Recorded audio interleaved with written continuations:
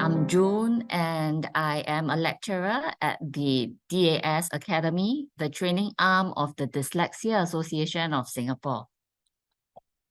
And this afternoon, I'm very happy to be here to share with you about ADHD as a professional as well as a parent. So I've been in this field for about 20 years now, and I've been working with children with ADHD as well as dyslexia. And then I went into training about 16 years back, and and I started working with parents, educators, and the community surrounding the children. Yeah, so I'm really looking at a holistic support for effective intervention of the child. Okay, and in my own private life, I am also a parent to 2 children with ADHD.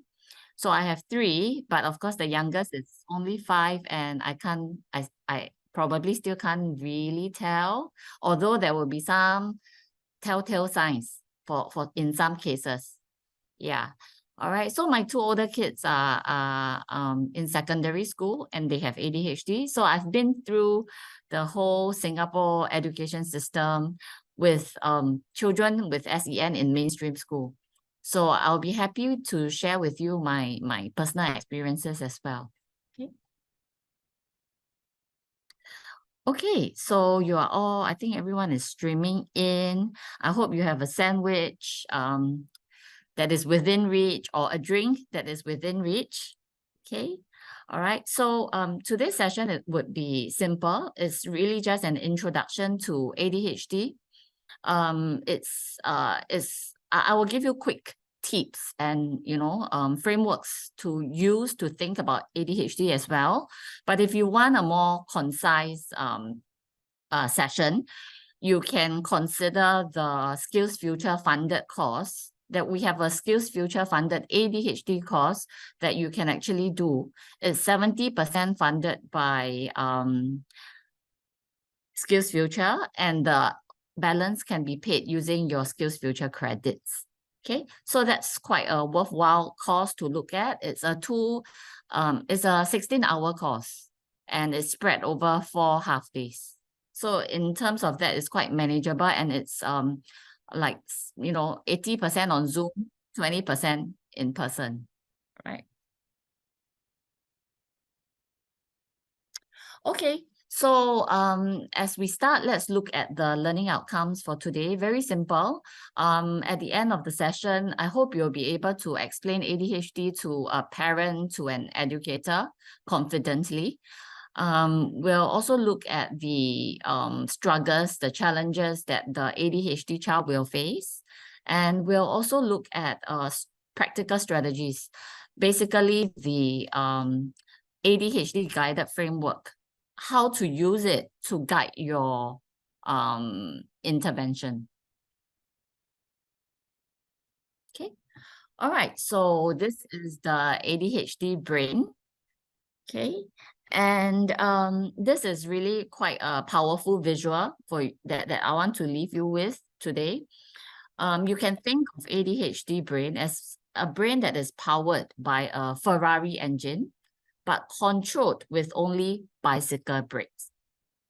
Okay, and if you think of this analogy, can you imagine how fast the Ferrari can go? The pickup is so fast, right? But the problem is, what happens when you only have bicycle brakes to control it, to stop it?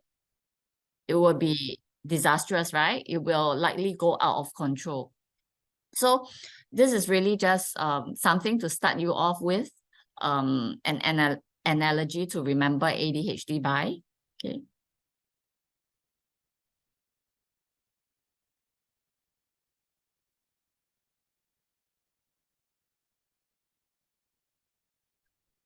Okay, so what is ADHD according to the Bible of Psychiatric Disorders, the DSM5?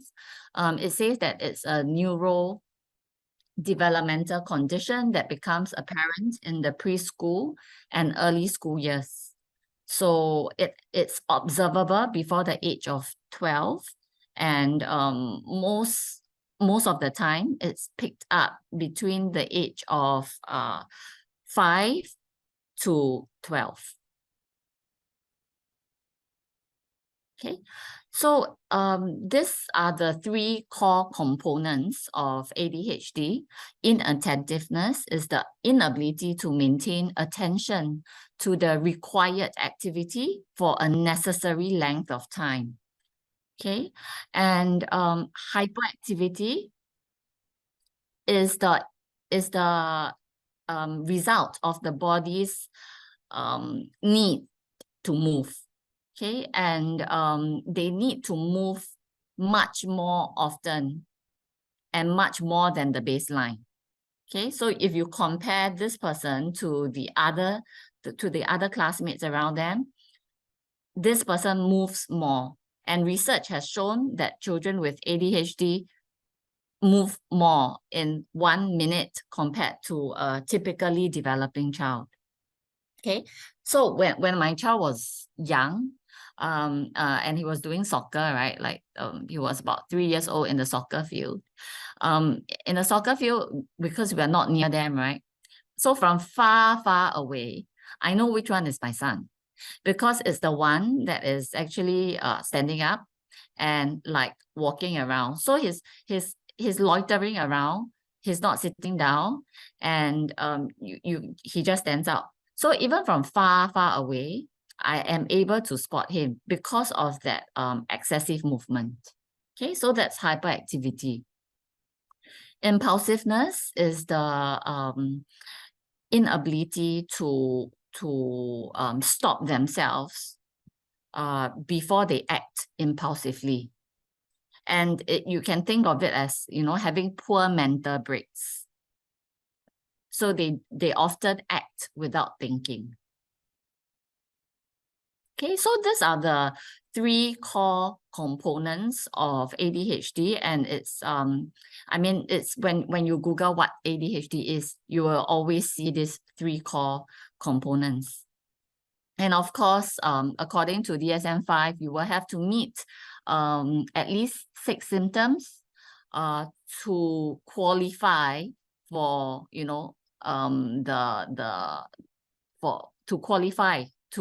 for the inattention presentation or the hyperactivity presentation or the combined presentation. Okay, so this category here, it's the first one here, is the inattention presentation. And the children, if the children sees the psychologist and they are still 16 years old or lesser, they will have to fulfill 6 symptoms here to be labeled as having the inattention presentation. Okay, and then the second category, they have to meet again 6 symptoms here to be labeled as having the hyperactivity or impulsivity presentation. And in the last category, if they meet both, the earlier 2 categories, then they qualify for the combined presentation. All right. Note that the symptoms are lesser for those who are aged 17 and above. Okay, that is because ADHD symptoms do improve with age and maturity. And the reduction of the symptoms is to really accommodate the effects of maturation. Okay, all right. So of course, ADHD symptoms, it cannot be like, okay, I experienced it once here, and then you just tick, and then you qualify for the diagnosis. It's not so straightforward. The psychologist will use checklists, the behavioral rating checklist for parents, for educators, and for the individual child to fill in. Okay, and then they will consolidate the responses. Okay, other than that, they have computer screening tests as well to test for attention. Okay, and they might supplement it with any other tests according to what the parent reviewed during the initial interview. Okay, and then together, collectively, they will put together the evidences and then present a case of ADHD. All right. Yeah, so these are the requirements for ADHD diagnosis. It has to be pervasive. It cannot be experienced in just one setting. It has to be experienced in more than one setting, whether it's in school, at home, or in social functions, social settings, right? It has to be persistent as well. The child needs to show the symptoms or experience this for at least 6 months. Okay, it shouldn't be, like the child had it like, for 2 months and then after that it got better. Then that can be due to maybe a sudden change in his old home environment or his, conditions. Yeah. So additionally, the child needs to, as mentioned earlier, they need to meet 6 out of the 9 symptoms within each category. Okay, and the symptoms need to impair their life. Okay, so many parents will say that, I think my child has ADHD. I mean, he experienced all the symptoms, but the thing is, if it doesn't cause impairment in his functioning, then perhaps it's that's not so worrying. It needs to cause impairment. For example, the teacher always calls you, like, every day, after school at 3 p.m. you can expect, a call from the teacher. That is a form of impairment, right? Because the teacher is so busy, but if she finds it a need to call the parent to talk about it, then I think it's an issue to be concerned about. Okay, yeah, and it must cause impairment in other situations, like, family relationships. If it's causing, parents to quarrel because of the child's misbehavior, then yes, that is a form of impairment. Or, in social functions, you are worried about bringing your child out because you're worried that, he will embarrass you, he will kick up a fuss, or he will spoil the occasion, then that is a form of impairment. Yeah, so all the symptoms, I mean, some parents will say, yeah, my child has met all of these symptoms, but it needs to cause impairment in your life. Okay.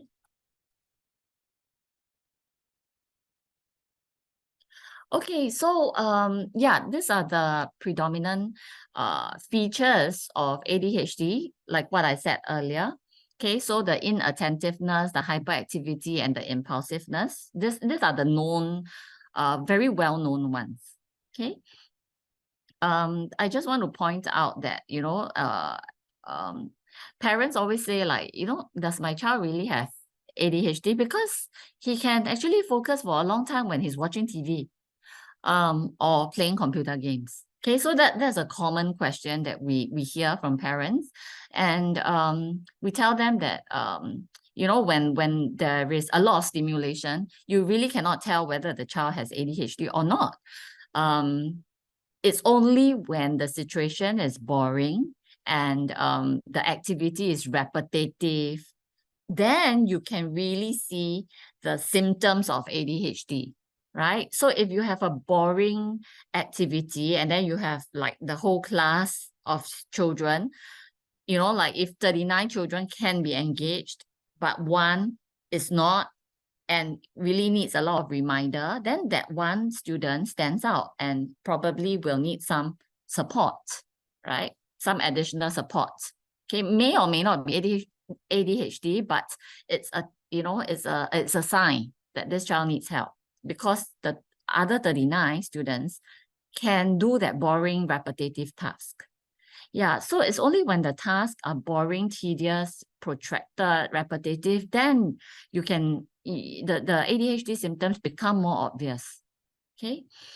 Again, hyperactivity is also shown during relatively boring tasks. Okay. Yeah, so we shouldn't use like, an activity with a lot of stimulation to decide whether, this child shows signs of inattentiveness or not, because you can't tell. I mean, the stimulation is there already. So you want a neutral situation, and then that way you can see their baseline attention, yeah, and their baseline activity level. Okay. And then, of course, impulsiveness is not having mental breaks.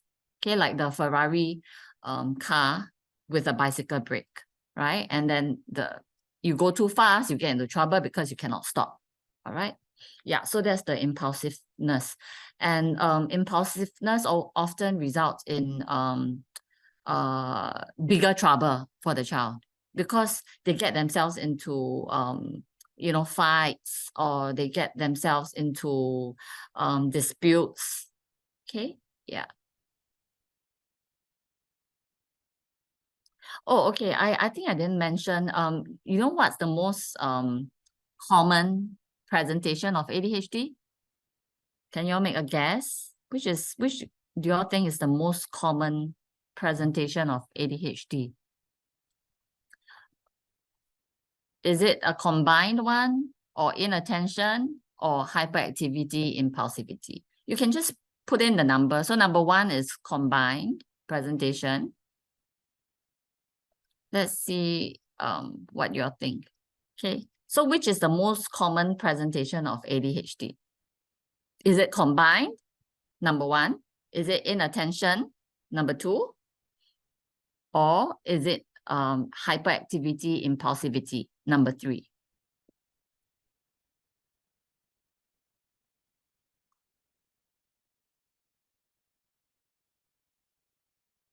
Okay, I've got mixed answers.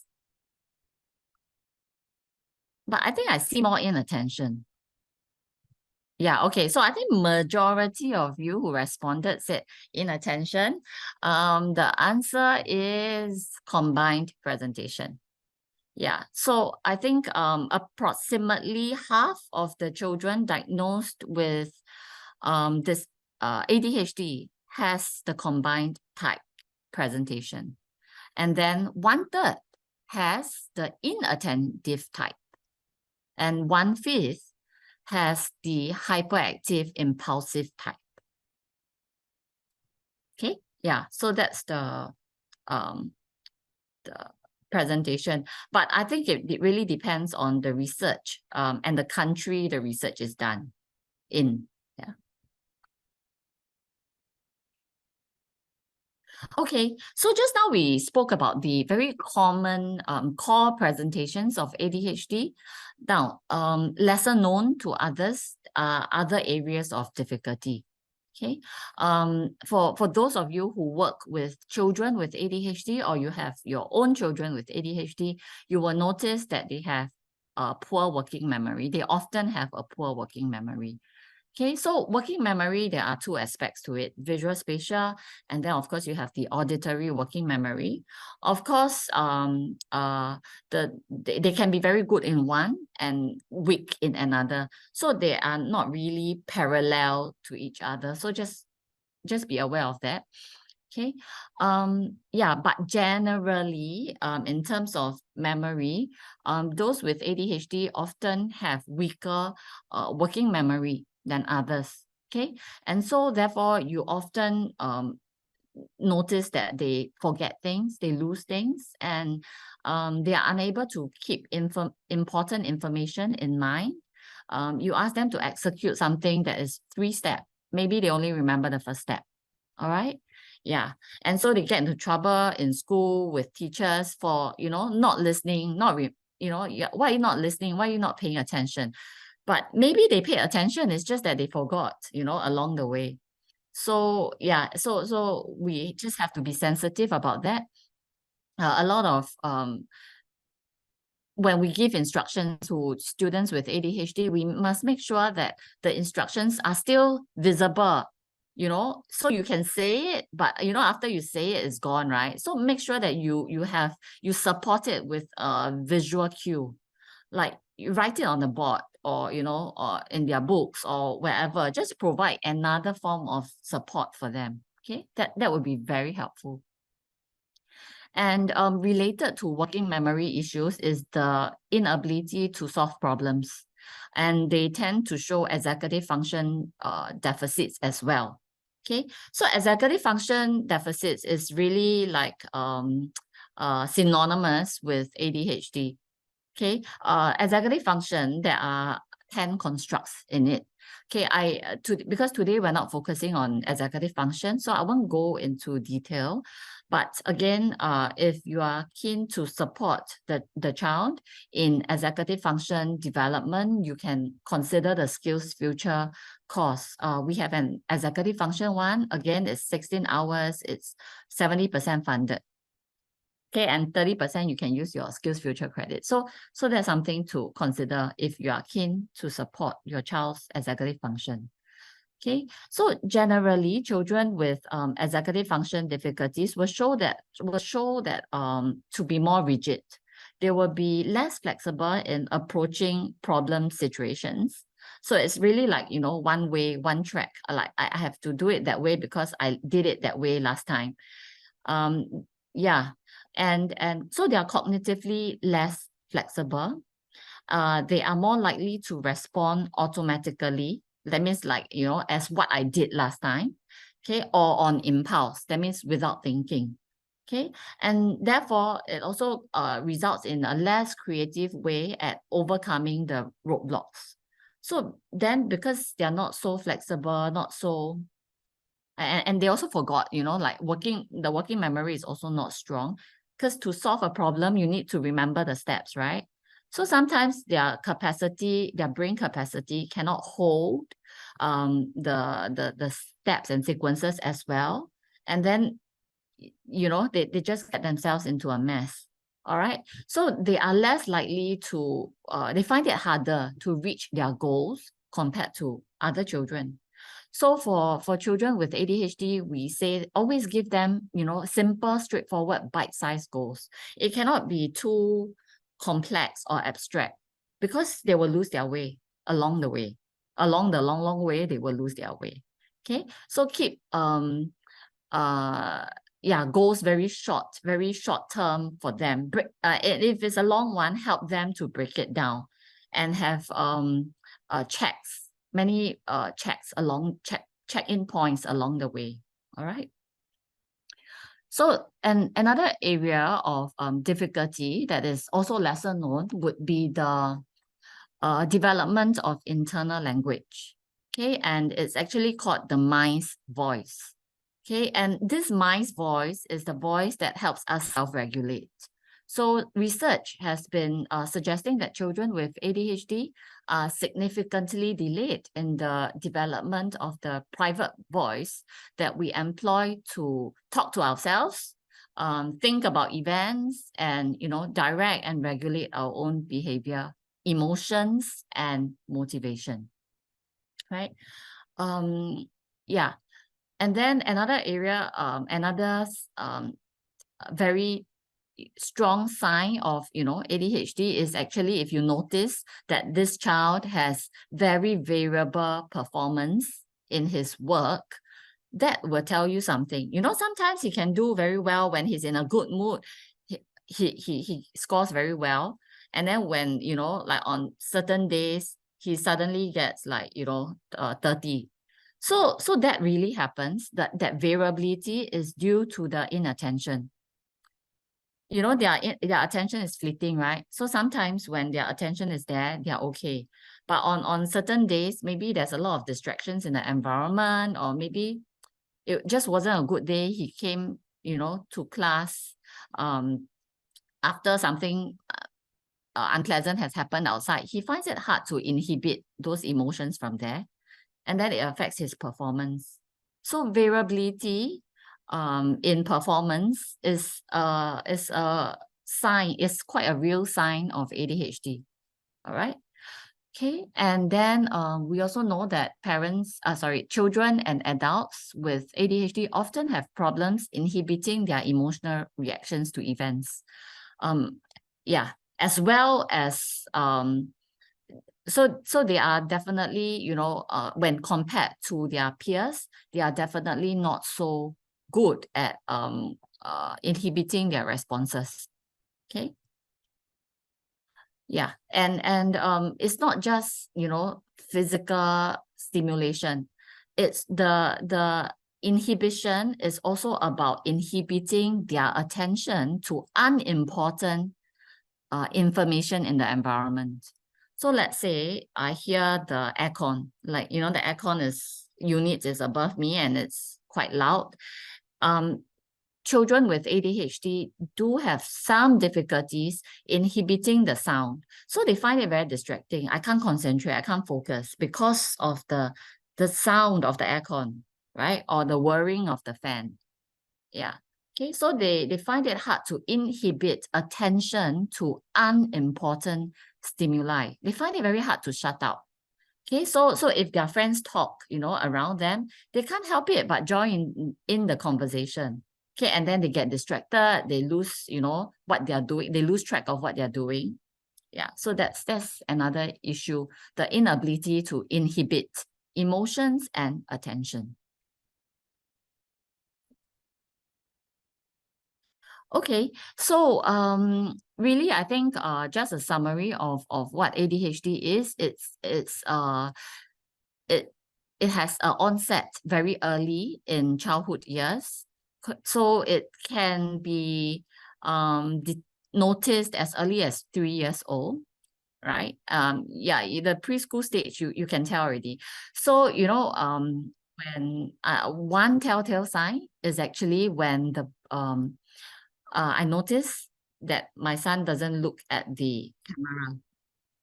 Okay, so from very young, if you find that you have a very hard time getting them to smile or pose for photos, that is actually one telltale sign. They cannot, because of the hyperactivity, right? They have a higher need to move.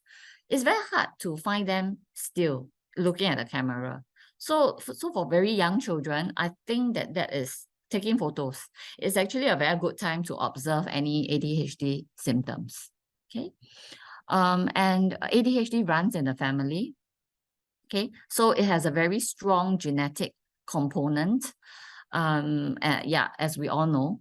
Okay. And there is also ADHD also has a situational variation. So what does this mean? It means that the major symptoms of ADHD are likely to change as a consequence of the situation the person is in. Okay, so sometimes, right, children with ADHD, they do better with one teacher versus another. And that's because, you know, the first teacher is able to engage them, or the first teacher is just more interactive in the teaching. This affects them as a lot. Okay, so maybe when the first teacher is teaching, the ADHD symptoms don't present so strongly. But, you know, when you have another teacher who is just neutral, maybe the more traditional kind of, you know, didactic teaching, then in that situation, you can see the ADHD symptoms more. Yeah, so it presents differently according to the situation.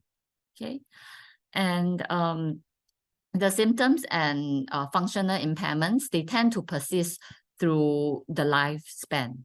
Okay, so it's a developmental disorder, which means that yeah, it persists and it changes with the child.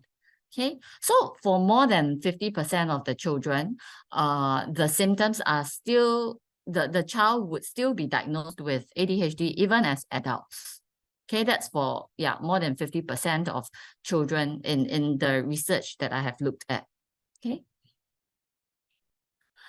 Yeah, and then for ADHD, it presents itself as, you know, 3 to 7% in childhood and 2 to 5% in the adult population.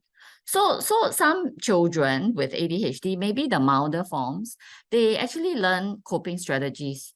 And by adulthood, they don't, it doesn't, maybe the symptoms are still there, but because they have learned strategies to manage it, it doesn't cause an impairment anymore.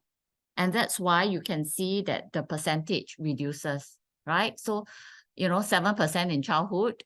ADHD is present in 7% of, children in their childhood years, and then 5% in adulthood.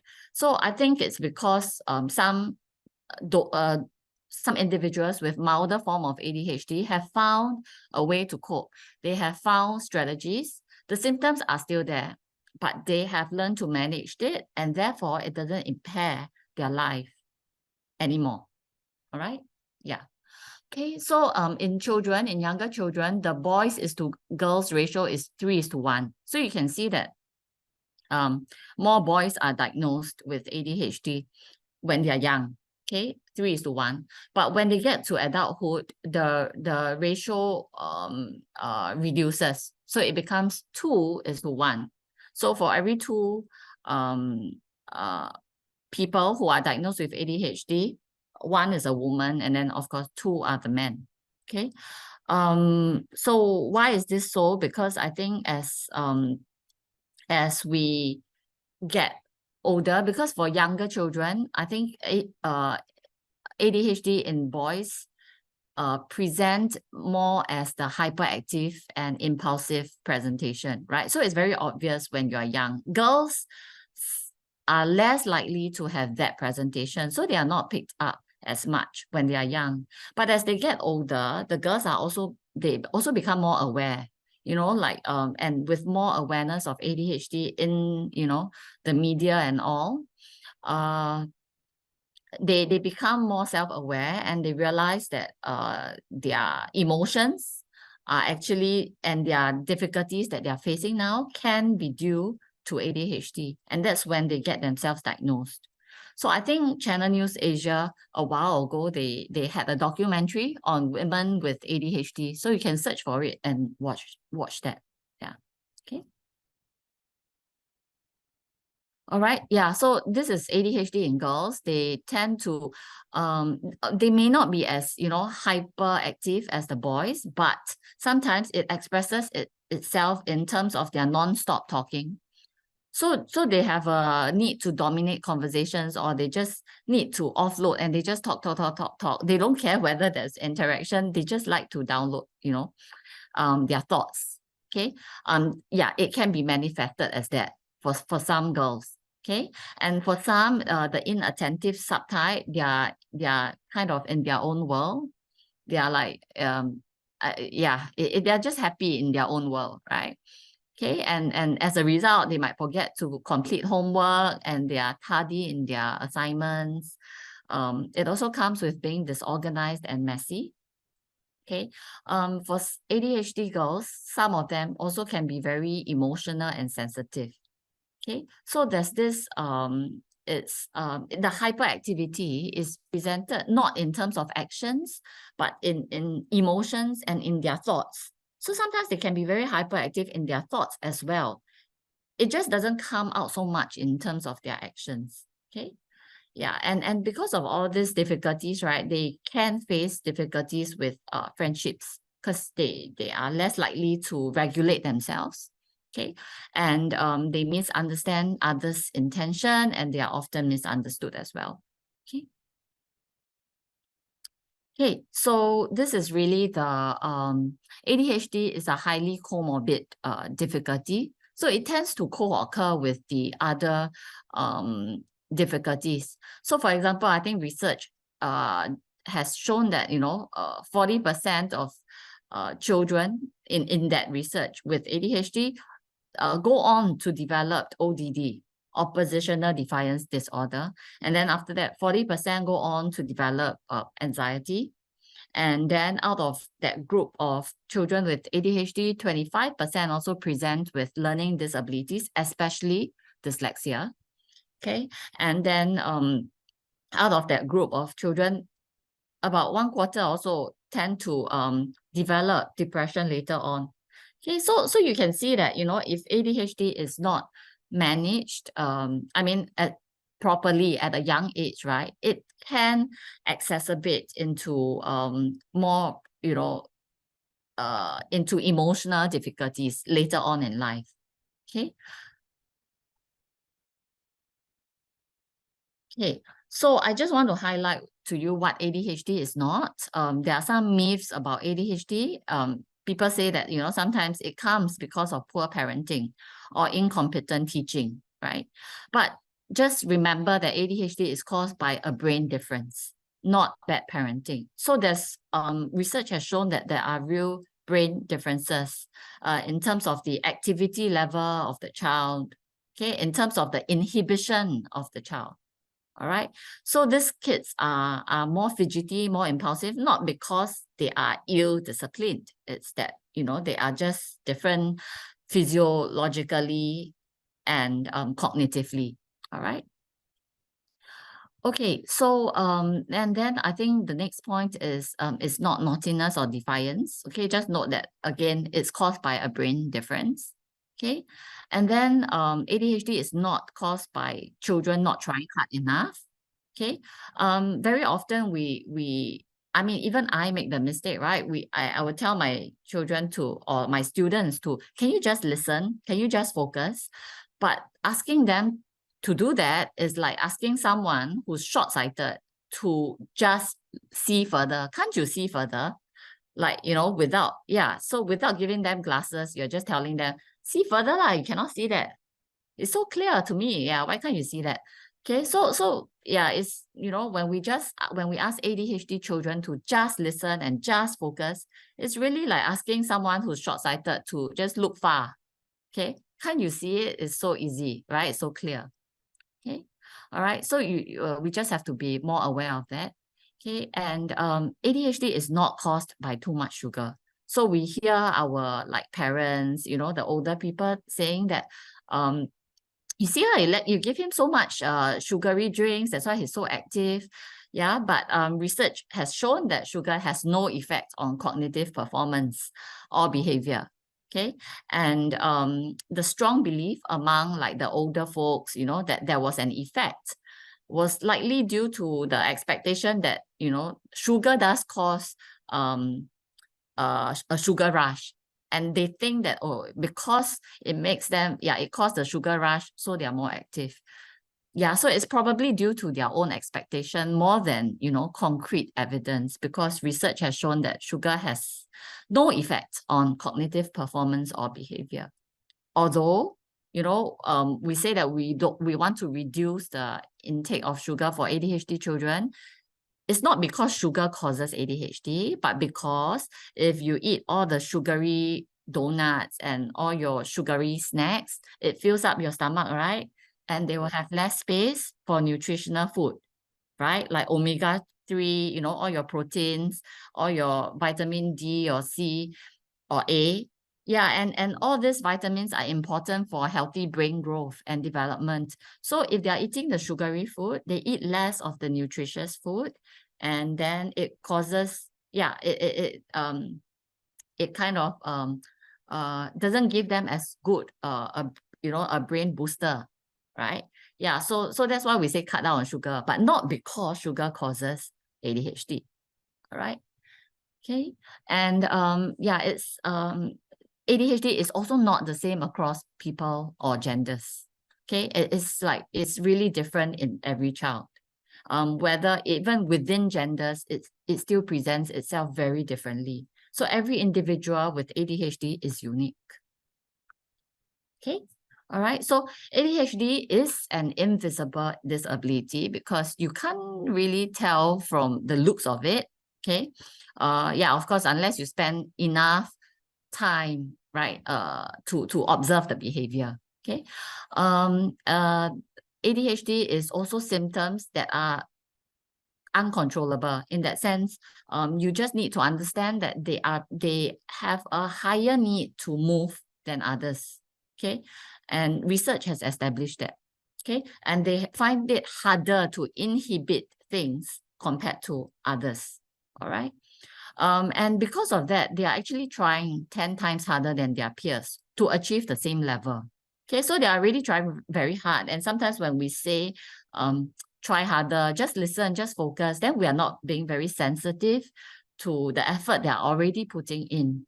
Okay, and ADHD can easily lead to low self-esteem and high self-doubt. They think like, why am I always a failure?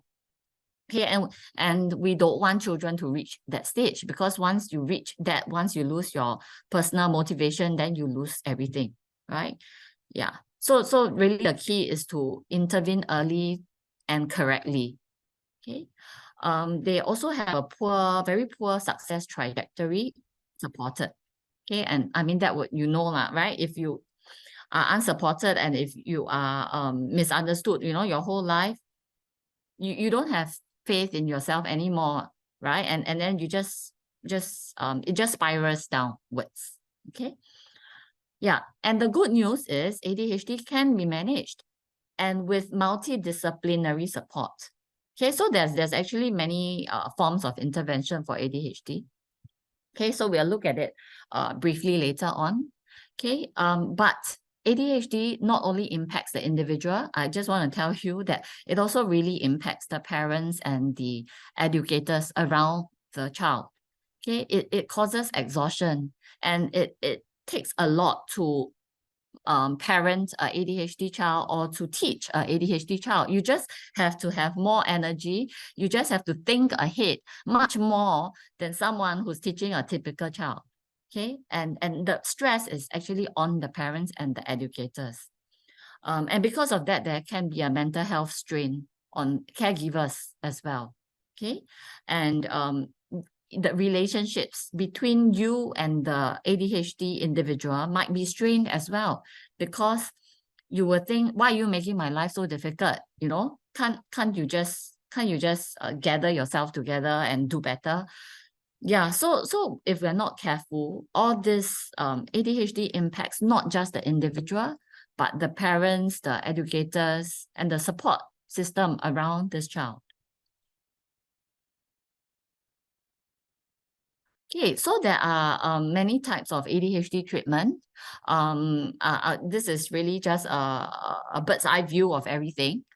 Of course, we can control the environment by reducing the distractions, the temptations. So that's what parents and educators can do to manage ADHD, the environment. That's the first thing. The other thing is you have to decide whether medication is appropriate or suitable for your child, for you and your child.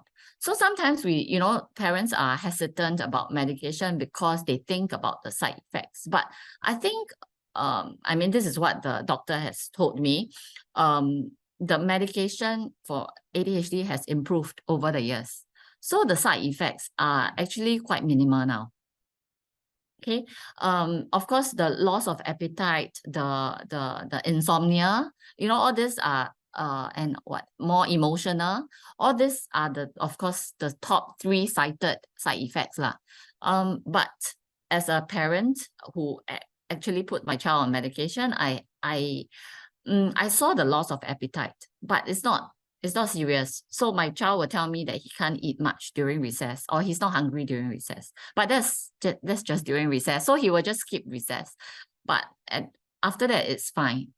Yeah. So so there are parents who are worried about the child's weight. I mean, if your child is quite underweight, then probably you will have to discuss with the doctor whether medication is the right way to go. Yeah, but for some children, losing a little bit of weight, I think it's all right. I mean, for the exchange of attention, better functioning, better relationships. Yeah. Okay, so that's something that you really need to discuss with a healthcare provider as well as your child. I think as long as they're old enough, it's good to engage them in conversations. Okay, like, do you think the medication works for you? For example, in Singapore, Ritalin and Ritalin and Concerta are the 2 most common medication. Ritalin is in public hospitals, and of course, I think Concerta you only can get from private practitioners. Okay, Ritalin, yeah. So after putting my son on Ritalin, I asked him, because Ritalin is kind of like quite fast acting, right? It's fast acting and short lasting. Okay, so it peaks, the medication peaks quite quickly after you take it. And I asked him, so is it useful for you? He tells me that I am very alert during assembly because he takes the school bus. So it's about, 1.5 hours later, right? So I mean, he takes the school bus and he reaches school. Yeah. So it's about 1.5 hours later. So I think it peaks during assembly, which is not what I really want, because I mean, yes, listening to the principal is important, but maybe not as important as listening to the class teacher, right? So because of that, I adjusted the medication, and then we adjusted the time and all. Yeah. So this medication thing I think it's good, but it has to be done in discussion with the healthcare and your child, and to, weigh out what is the best. Yeah. And sometimes it really helps to calm the child down so that he can acquire some skills. And then after that, you slowly, you can wean him off. And the thing about medication is they don't have to be dependent on it. It's like you can control when he takes it or when she takes it. So during weekends, you want to give a rest, right? Usually the doctors will advise you to let the child rest during the weekends. Or sometimes some parents think that, oh, because the child is doing tuition, so I will give medication on Saturday. So it's really in that sense, the child is not dependent on it, and you can and even if the child doesn't take it, there are no side effects. Okay, so that's something to explore if the symptoms of ADHD that are presented is impairing his life or your life a lot. Yeah. All right. And other forms of treatment would be cognitive behavioral management or therapy. That's usually for the older kids when they have reached a certain level of ability to, reflect. So maybe upper primary to secondary school kids, that would be an appropriate age for cognitive behavioral management. We also have many hospitals providing psychoeducation, parent intervention. So it's like the programs such as the Incredible Years Parenting that is offered at KKH. It's really to help parents of children 2 to 8 to parent better, to parent more effectively. Okay, and then we also have the collaborative problem solving approach at NUH. So these are all offered at the child guidance clinic. So if the child is diagnosed with, ADHD there, I think you can ask about all these parent support programs. Okay, and we have signpost at KKH as well, and Triple P. Triple P is offered across all schools, I think.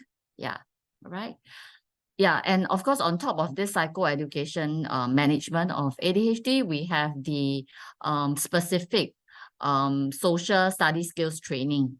Okay, so some children with ADHD need explicit help with study skills because they don't know how to self-regulate their own emotions, motivations, or behavior.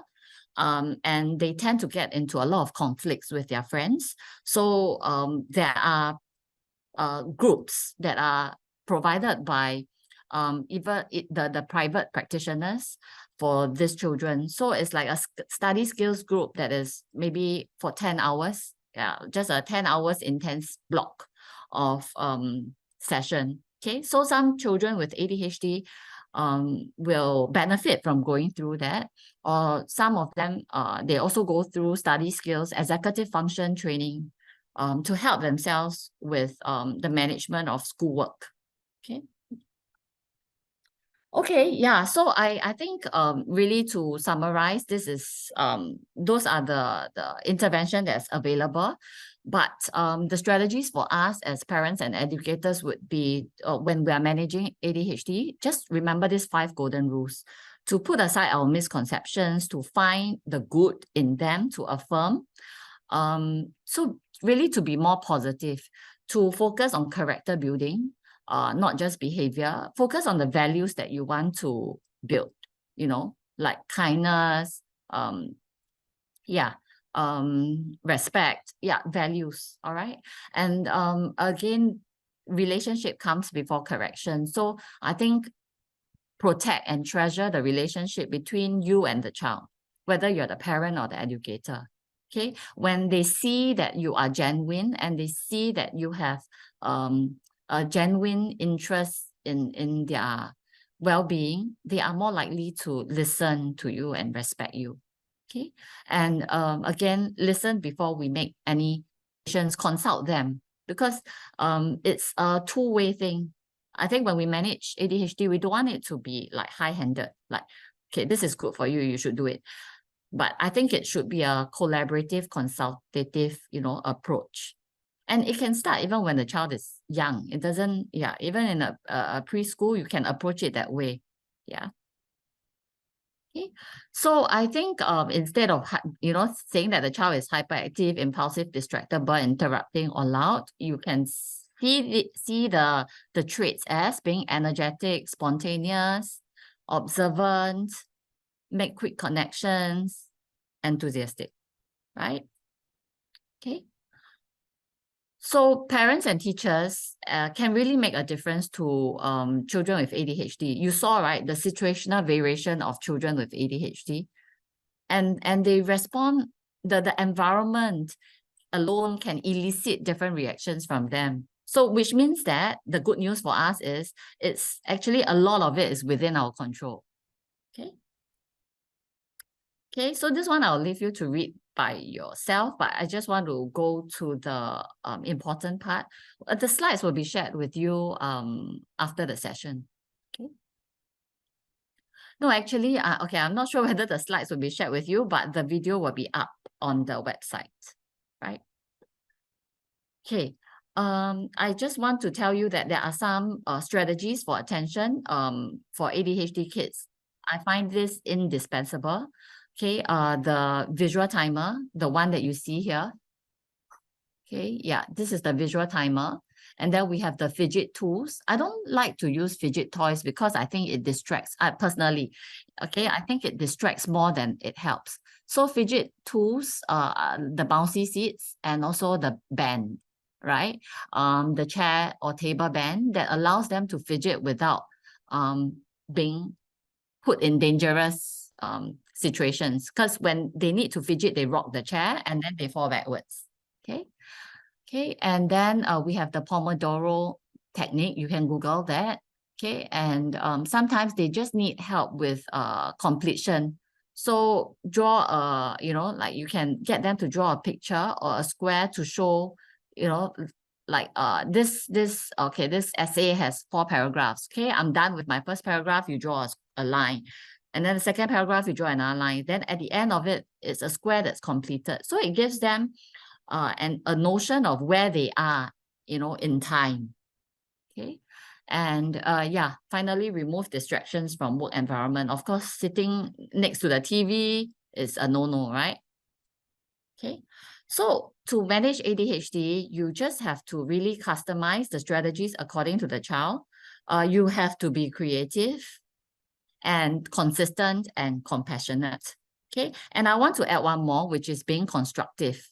Okay. When we manage ADHD, we are not out there to punish, like, you bad boy, I'm going to punish you for doing that, and that will make you not repeat your behavior.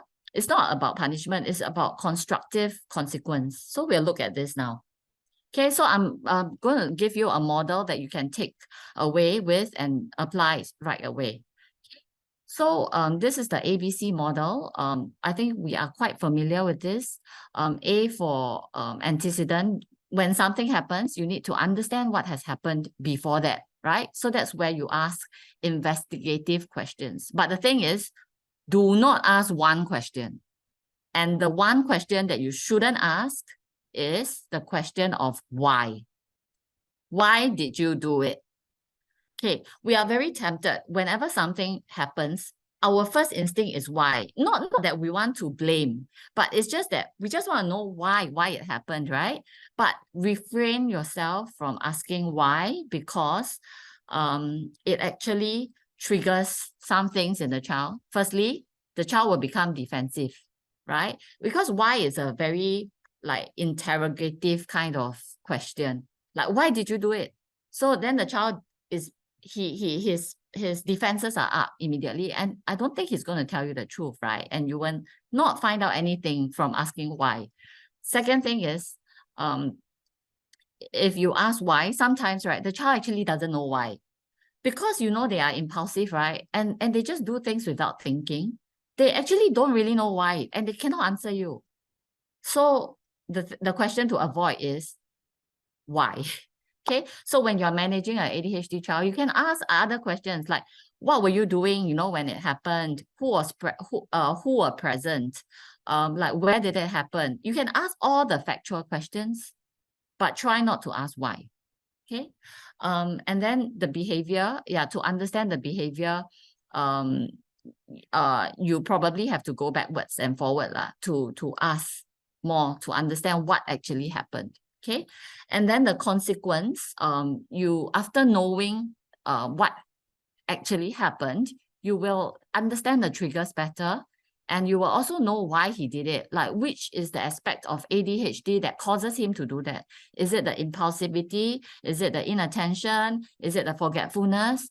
Yeah, and then based on that, you choose an appropriate consequence. Okay. The problem with us, with schools, right, is that the typical school framework, the discipline framework, right, it does not address ADHD. Okay, so you can see one example here. This child talks during class and doesn't pay attention. And then after that, the discipline measure would be, oh, the teacher says, you stand at the back of the class, right? Or you stand outside my class. Or you talk one more time, I'm going to send you to the discipline master's office. So the thing is, that's the typical disciplinary action from school, right? But it doesn't address the ADHD issues that we are facing. So try using the ADHD guided strengths framework. Okay, this framework works on the child's strengths, and it also works at the root of the issue. Okay, so again, the same scenario, talking during class, not paying attention, right? What is it caused by? Distractibility, hyperactivity, inattentiveness, poor self-regulation, maybe social deficits, right? Don't know that I should respect, my teacher, right? So these are the ADHD characteristics that causes this behavior. And then, but at the same time, this child also has strengths. What are his strengths? Maybe he's a very inquisitive person. Maybe he's talking because he suddenly got an idea from the teacher, and then it spurred him on, into other ideas. Okay, maybe he's very helpful. So how you should intervene is, you should analyze what type of questions the child interrupted you with. Okay, and then after that, you talk to the child to discuss, how can we help you with those questions? Your questions are important, right? So I think if you can tell the child that you recognize the importance of his questions, but maybe that's not the right time to say it, then give him a strategy. How do you help him to inhibit those thoughts, those useful thoughts? Maybe give him a stack of Post-its to write it down. So during class, I tell the students to park your thoughts. When you have questions, sometimes when teacher is talking and you interrupt me, I lose my train of thoughts. So you can help me by parking your thoughts at your table. So it's like a car, we print out a car park template for them, and then we give them Post-its to park into the parking lots. Okay, so at the end of the session, give them 5 minutes to clarify their parking, the cars that they have parked, the thoughts that they have parked. So that's a very useful strategy for managing the child's interruption during class. Okay, all right. So okay, I'll end with this example. Another example of the strengths framework. Okay, and this is a real example that just happened 2 days ago. Okay, so it happened to me, right? So my child does the wrong homework. Okay, and what is so he did his homework, but it was the wrong pages. Okay, so what's the ADHD characteristics that caused it? Distractibility, hyperactivity, poor self-regulation. Okay, and what's the typical discipline measure of the teacher? The teacher has a habit of making the student text the parents to tell the parents that the child has done the wrong homework. So on the spot, the teacher will make the child send the text message to the parent. So I got the text message like at 10 a.m. during school time. So I thought it was a weird time to get a message from him, right? From my son who should be in school, who doesn't have access to his phone. So I read the message and I saw that he said, sorry, I did the wrong math homework. My teacher made me type this, right? So that's the teacher's practice of disciplining the child. Okay, so that's fine. But if we want to use an ADHD guided strengths framework, then, what I would suggest the teacher does is to write the homework consistently in a dedicated space on the whiteboard and in red ink. So the homework is there throughout the day. So the ADHD child, even when he loses attention, when the teacher was announcing the homework, right? He loses attention for 1 minute. He has that board, the whiteboard, to fall back on. And he can always, copy it at a later time, right? Okay. So I asked my son why he got his homework wrong. And he says that because he doesn't want to write it down. So he knows why. Okay. So I said that, okay, then let's work out something. If for you to be more vigilant in, recording your homework. So that is what I came up with. So I went to the bookshop and I bought Post-its, okay? And I bought a small notebook. They have their school notebooks, but it's very big, right? And it's in their bag most of the time. And then it takes a lot of time to take it out, flip to the correct page, and then write the homework.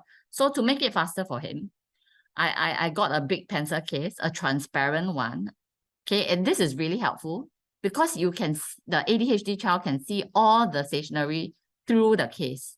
Okay, and then you have your notebook, a small notebook for quick notes. And then if he doesn't feel like writing that day, I still have a backup, which is Post-its. So even if he doesn't feel like writing, he can just tag the Post-its to the pages and just scribble something, like homework for today. Yeah, so, and then write the date or something like that. So it's really coming up with strategies to help his behavior, all right, and not going by the conventional strategies, which is I stand outside, stand outside the class, or stand up at your desk, or meet me after school. All these strategies are probably good at deterring it for a while, but it doesn't build the child up. Yeah. Okay, so I just want to encourage you to use the ADHD strengths framework to manage a ADHD child. Okay, so again, I think it's just a reminder for all of us not to fall into the parent-educator trap. Don't mistake the symptoms of ADHD for the child's personality. Okay, don't say that you're such a rebellious child. You're always so messy. You're distractible. You're always so forgetful. How many times have you lost your water bottle? But try to treat it as situational, and we help the child in each situation. Okay. So really, I think what I want to leave you with is for you to embrace ADHD with your child. So this is Jamie Oliver, right? He has ADHD and dyslexia. Okay, and he uses cooking and baking as a great way to experiment with this side of the condition. He has impulsions, right? So he suddenly think of like a certain recipe and he just wants to, just try it out. And that's for his good, right? He tried it out and then he became a successful chef. So I think like him, we hope that our kids would be able to say, I am who I am thanks to ADHD. Yeah. Okay. So I think that's really all for today, and I'm happy to take in questions if you have.